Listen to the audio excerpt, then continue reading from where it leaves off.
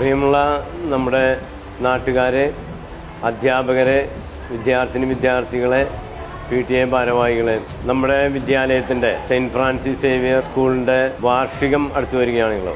84ാമത്തെ വാർഷിക ദിനവും രക്ഷാകർതൃ ദിനവും നമ്മൾ ആചരിക്കുകയാണ്. തീർച്ചയായിട്ടും നമുക്ക് പ്രധാനപ്പെട്ട ഒരു ദിവസമാണ്.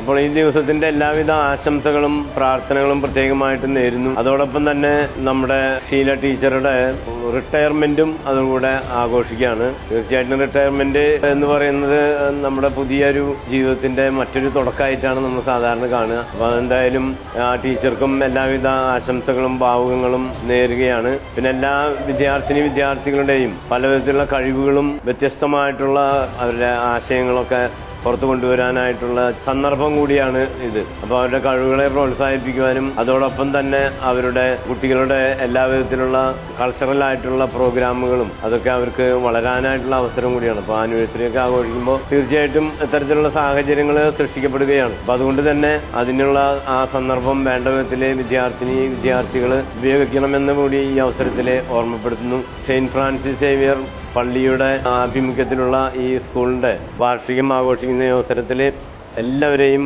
പ്രത്യേകം ക്ഷണിക്കുകയും ചെയ്യുന്നു. എല്ലാവർക്കും പ്രത്യേകം അഭിനന്ദനങ്ങൾ.